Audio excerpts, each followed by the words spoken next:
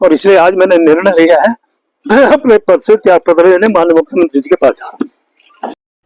बेहद भावुक होकर और आंखों में आंसू लाकर प्रेमचंद अग्रवाल ने इस्तीफे का ऐलान किया, लेकिन उससे पहले उन्होंने लंबी कहानी सुनाई, राज्य आंदोलन के दौर को याद किया, राज्य आंदोलन के दौरान अपनी भागीदारी को भी बताया। जिस प्रकार से वातावरण आज मेरे प्रदेश में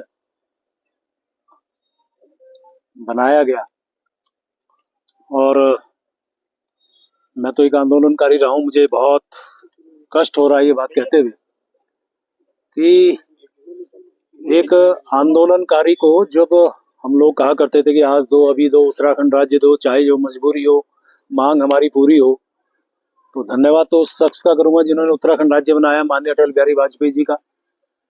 और उनकी कृपा के बाद आज माननीय मोदी जिस प्रकार से इसको संभाल रहे हैं, उनका भी मैं धन्यवाद करूंगा। और आज हमारे जैसे व्यक्ति को साबित करना पड़ रहा है कि हमने उत्तराखंड के लिए क्या योगदान दिया। जब मैं डोयला रहता था तो आप सब जानते हैं कि उस समय जब आंदोलन ये चला, और आंदोलन में चाहे बाजार बंद करना रहा हो, चाहे ट्रैफिक जाम करना रहा हो, रेलवे जल्दी से उस टाइम उसको वो ट्रैफिक जाम नहीं कर सकते थे, लेकिन उसका भी किया, कॉलेज स्कूल बंद किए, जितना कुछ कर सकते थे हम लोग, रैली निकालना, ये सब करना, करते रहे। और मैं संक्षेप में बोलूँ क्योंकि लंबा विषय ना हो जाए, क्योंकि आपको भी कई जगह जाना होगा। और उसके बाद मुझे वो दिन भी ध्यान है कि जब मुजफ्फरनगर को हमें जाने के लिए कहा गया, सारे लोग मुजफ्फरनगर गए। हमारे उत्तराखंड के गांधी स्वर्गीय इंद्रमणि बोडोनी जी आज दुनिया में नहीं है, मैं उनको भी श्रद्धांजलि अर्पित कर रहा हूँ। हमारे उत्तराखंड के गांधी कहे जाते थे, उन्होंने आह्वान किया कि हम लोग दिल्ली जाएं। दिल्ली गया, और वहां पे जब ये पता चला कि मुजफ्फरनगर में घटना हुई है, और घटना भी आप जानिए कि गोलीबारी के साथ साथ हमारी मातृशक्ति के साथ कुछ घटनाएं और खराब हुई हैं, गलत हुई हैं, वो सुन के उस रैली के अंदर जब मैं था तो भीड़ बहुत थी और मैं असहज हो गया, मेरे से रहा नहीं गया। तो मैंने मन बनाया कि मुझे मुजफ्फरनगर जाना चाहिए। अब आप देखिए उस टाइम रैली में तो बहुत से लोग ऐसे थे जो परिचित थे, कुछ नहीं भी थे, क्योंकि पूरे प्रदेश भर के लोग आए थे। तो मेरे परिचित एक दो मिले, मैंने उनसे कहा भी मुजफ्फरनगर में ये घटना हो गई, चलिए। हालांकि ये बातें मैंने पहले भी एक दो बार आपको शेयर की हैं। तो मुझे आज भी ध्यान है, आपको शायद ये भी जानकारी होगी, मैं वॉलीबॉल का राष्ट्रीय स्तर का खिलाड़ी रहा हूँ। मेरे साथ एक वॉलीबॉल खेलता था यहाँ पे लोकल स्तर पे, डबराल उसका नाम है, IDPL देहरा ऋषिकेश का रहने वाला, वो मिला। मैंने उसे कहा, मैंने कहा डबराल, ऐसे डब्बू बोलते हैं प्यार में, मैंने कहा डब्बू ऐसे हो गया और वहां चलना है, कैसे जाएंगे? अरे मैंने देखते हैं। तो आए तो हम बस से थे, उसने मना किया, फिर एक दो और लोग मिले, उन्होंने मना किया, तो आखिर में मैंने निर्णय लिया कि मैं अकेला जाऊंगा। अब आप देखिए, ये बात समझने की है कि मुझे ये पता था कि वहां गोलियां चल रही है। इसमें माननीय मुलायम सिंह जी की सरकार थी, वो किस प्रकार से उन्होंने उत्तराखंड, आज हम उत्तराखंड बोल रहे हैं, उस टाइम तो हम पहाड़ के लोग कहा करते थे अपने आप को कि हम पहाड़ के लोगों के साथ उन्होंने जो व्यवहार किया, और वो कुछ भी कर सकते हैं, तो भी मैं अकेला चला वहां से ट्रक में बैठ के। ये बात शायद किसी को ना पता हो, वो समझ लें। मैं अकेला ट्रक में बैठ के चला। संयोग से मुजफ्फरनगर में, मेरठ में आज भी जिंदा है माननीय मनोहर कांत ध्यानी जी, और आपके एक पत्रकार साथी थे राजेंद्र जोशी, वो आज दिवंगत है, नहीं है, उनको भी मैं श्रद्धांजलि दे रहा हूँ।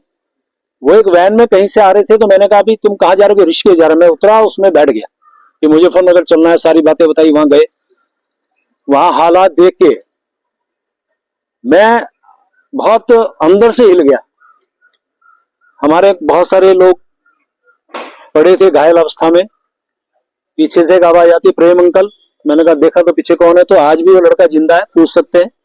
एक एक बात वो है जो कोई राजनीतिक भाषण नहीं है, जो लोग राजनीतिक दृष्टि से लेते हैं इसको ले, लेकिन मैं दिल के अंदर से वो बात आपको बता रहा हूँ। मैं पीछे मुड़ा तो मैंने कहा ये तो संतोष नेगी का लड़का है। क्यों संतोष नेगी? हमारी बहन हमारी पार्टी में थी, आनंद सिंह नेगी उनके पति का नाम। वो चले गए दुनिया से, उनको भी श्रद्धांजलि है। तो मैंने बेटा क्या हुआ कि अंकल मेरे पैर में गोली लगी। उस समय मालती शर्मा राज्यसभा की सांसद भारतीय जनता पार्टी से, उनकी टीम सबका देखभाल कर रही थी, दवा दारू कर रही थी, खिला पिला रही थी।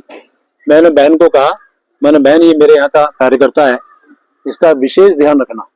आगे बढ़ता हूं तो बॉडी का, डेड बॉडी का आंखों से मैं बयान नहीं कर सकता, ये स्थिति थी।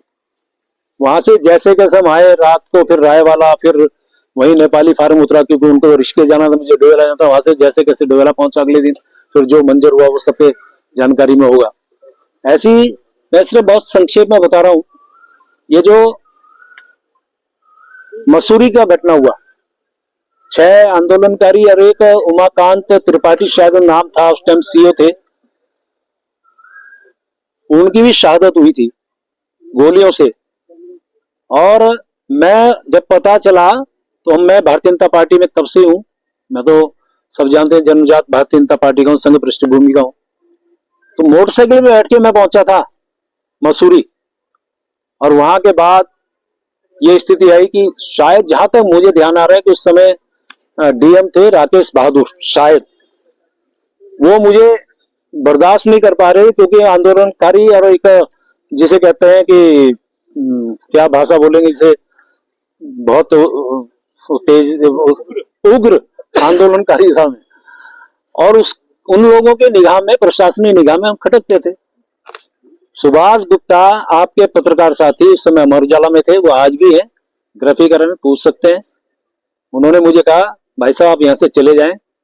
मैंने कहा कैसे चला, हमारे यहाँ शहादत हो गई, कैसे चला जाऊं, उससे बोल रहा था मैं, मुझे अलग से ले गए। तो उस टाइम हमारे पत्रकार साथियों में जो भाव था हमारे प्रति, वो मैं आभारी हूं उनका भी। उन्होंने मुझे अलग ले जाकर कहा कि आपको पुलिस एनकाउंटर कर सकती है या फिर आपके खिलाफ एनएसए लगा सकती है, इसलिए आप चले जाइए, मैं आपसे हाथ जोड़ रहा हूँ। हाथ जोड़ रहा हूँ शब्द कहा उन्होंने, अकेले में ले जाके, और कह रहा कि मैं पैर पकड़ सकता हूँ आपके। ये स्थिति है अब आपके और राजेंद्र शाह के खिलाफ। राजेंद्र शाह के बाद जो हमारे विधायक थे फिर उनके खिलाफ, आज वो भी नहीं है, उनको भी श्रद्धांजलि दे रहा हूं, उनको उनके खिलाफ फिर एनएसए लगी थी। फिर वहां से मैं गया, खुशहाल सिंह राणा आज भी जिंदा है, उनके यहाँ रुका मैं रात को, पुलिस नीचे घूम रही, मैं उसमें बैठा हूं। और उसके बाद मैं वहां से सुबह सुबह अपनी मोटरसाइकिल से भागा, देखा तो यहीं पे ये जो आपका कांग्रेस भवन है, यहीं से वो बॉडी मुसरू से आई, तो यहाँ पे लोगों ने जाम लगाया, जैसे कैसे बॉडी को जो हरिद्वार तक अंत्येष्टि उनकी होनी थी उनको भिजवाया। तो ये बहुत सारी घटनाएं, डॉक्टर मनोज जोशी जी आए थे डोयाला में, उनकी अरेस्टिंग नहीं होने दी, बहुत देर तक उनकी गाड़ी के आगे लेटा, बहुत सारी घटनाएं। तो मैं ये जो बातें बताई इसका मतलब सिर्फ इतना है कि जिसने इस आंदोलन, इस उत्तराखंड को बनाने में अहम भूमिका निभाई, लाठियां खाई। एक मेरे पास आज वो फोटो नहीं है, यदि वो फोटो को मैं आज आपको दिखाता कि वो फोटो आप देखते तो पुलिस वाले लठ मार रहे हैं, मैं नीचे पड़ा हूं, एक हाथ से अपने आप को सेव कर रहा हूं कि बचा लो। ऐसे में उस समय लाठियां खा रहा था संघर्ष के दौरान। तो आज ऐसे व्यक्ति को सिर्फ इसलिए उसको टारगेट बना जाए तो मुझे बोलने की आवश्यकता नहीं है। और मेरे जैसे एक आंदोलनकारी की बात को जिस प्रकार से तोड़ मरोड़ के पेश किया गया, चलिए मुझे बड़ा दुख है, मैं बहुत आहत हूं आज कि ऐसी स्थिति में मुझे लगता है कि जिस प्रकार से माननीय धामी साहब मेरे माननीय मुख्यमंत्री हैं, उनके कुशल नेतृत्व में मेरी सरकार बहुत अच्छा काम कर रही है, प्रदेश के सर्वांगीण विकास का काम कर रही है। और माननीय मोदी जी का तो क्या कहना, उनके तो आशीर्वाद से हमारा उत्तराखंड राज्य आज नित दूनी 4 गुनी प्रगति की ओर बढ़ रहा है। किसी भी स्थिति में मैं बात करूं तो माननीय मोदी जी का जो लगाव झुकाव हमारे उत्तराखंड वासियों से है, और मैं हमेशा एक बात करता हूं, उनके दिल में हम बसते हैं और हमारे दिल में वो बसते हैं। तो वो तो हमेशा हमारे इस प्रकार के नेता हैं जिनको 21 देशों से जिनको सर्वोच्च सम्मान मिला हो, उनका प्यार आशीर्वाद हमारे उत्तराखंड को मिल रहा है, उनका भी बहुत धन्यवाद कर रहा हूं। और इन सब बातों के बाद जो वातावरण मेरे प्रदेश का बनाया गया, मेरी इच्छा है मेरा प्रदेश आगे बढ़े। मैं इस प्रदेश को आगे बढ़ाने में से जो योगदान, जो मेरा हो सकता है, मैं देने को तैयार हूं। और इसलिए आज मैंने निर्णय लिया है, मैं अपने पद से त्याग पत्र लेने माननीय मुख्यमंत्री जी के पास जा रहा हूं। प्रेमचंद अग्रवाल की विदाई के साथ ही ये भी तय हो गया है कि अब धामी कैबिनेट का विस्तार होगा और जल्दी होगा। सवाल इस बात को लेकर है कि क्या कोई और भी मंत्री हटाए जाएंगे, और इंतजार इस बात का कि कौन कौन विधायक ऐसे हैं जिनको कैबिनेट में मौका मिलेगा।